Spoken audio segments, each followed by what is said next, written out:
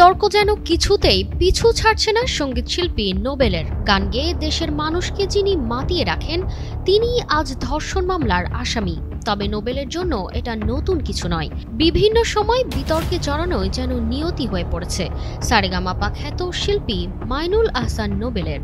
রাতারাতি জনপ্রিয়তা পাওয়া এই গায়ককে এবার গ্রেফতার করেছে ডেমরা থানা পুলিশ, কারাগারে পাঠিয়েছেন আদালত।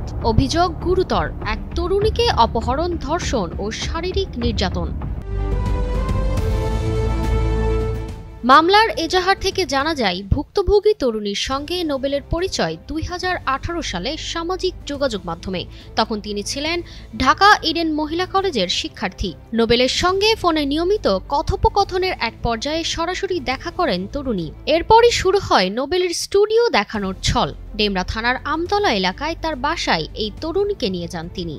আজকে তাকে যে মামলাটি আজকে তাকে গ্রেপ্তার করে নিয়ে আসা হয়, এটা হলো নারী শিশু নির্যাতন দমন আইনের মামলা। এই মামলা অপহরণ এবং ধর্ষণ। ফেসবুকের মাধ্যমে, সামাজিক যোগাযোগের মাধ্যমে তার সঙ্গে আজকের আসামি নোবেলের সঙ্গে তার পরিচয় হয়।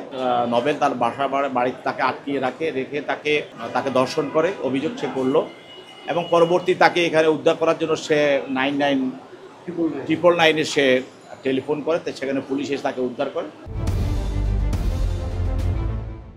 ভুক্তভোগী জানায়, নোবেলের বাসায় পৌঁছানোর পর তরুণী ফিরে যেতে চাইলে নোবেল তাকে জোরপূর্বক আটকে রাখেন, এমনকি 2-3 জনের সহযোগিতায় একটি কক্ষে বন্দী করেন। নোবেলের বিরুদ্ধে অভিযোগ, তরুণীকে ধর্ষণ করে, এরপর সেই ভিডিও মোবাইলে ধারণ করে ব্ল্যাকমেল করতেন তিনি। অভিযোগে আরও বলা হয়, ভিডিও ছড়িয়ে দেওয়ার ভয়ে ওই তরুণী দীর্ঘ 7 মাস নোবেলের কবজায় বন্দী ছিলেন। নোবেল নেশাগ্রস্ত অবস্থায় তরুণীকে শারীরিকভাবে নির্যাতনও করেন। সম্প্রতি এমন একটি ভিডিও সামাজিক মাধ্যমে ছড়িয়ে পড়লে ভুক্তভোগীর পরিবার মেয়েটিকে চিনতে পারেন এবং 999-এ ফোন করে পুলিশকে জানান।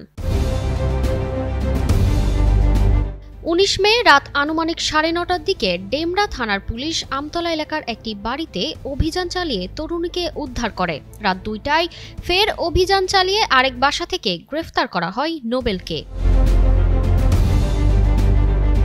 ডেমরা থানার ওসি মাহমুদুর রহমান বলেন, নোবেলের বিরুদ্ধে ধর্ষণসহ একাধিক মামলা রয়েছে। এবার নারী নির্যাতনের মামলায় তাকে গ্রেফতার করা হয়েছে। নোবেলের স্ত্রী সালসাবিল মাহমুদ বর্তমানে মালয়েশিয়ায় অবস্থান করছেন। তিনি জানান, ফেসবুকে খবর দেখে ঘটনার বিষয়ে জানতে পারেন। তার ভাষ্যে, নোবেলের সঙ্গে অনেকদিন দেখা হয়নি ঠিক, তবে ফোনে মাঝে মধ্যে কথা হতো। 7 মাস ধরে কাউকে আটকে রাখা কি আদৌ সম্ভব? আমি জানি ও নেশায় আসক্ত, কিন্তু ওর পক্ষে কি সত্যি সম্ভব কাউকে আটকে রাখা? এর আগে সালসাবিল মাহমুদ নোবেলকে ডিভোর্স লেটার পাঠিয়েছিলেন, যদিও পরে তা মিটমাট হয়। নোবেলের বিরুদ্ধে এমন অভিযোগ দেশের সঙ্গীতাঙ্গন নাড়িয়ে দিয়েছে। ন্যায় বিচার নিশ্চিত হবে, এমনটাই প্রত্যাশা সবার। তারতিবা ফারুহি, কালের কণ্ঠ।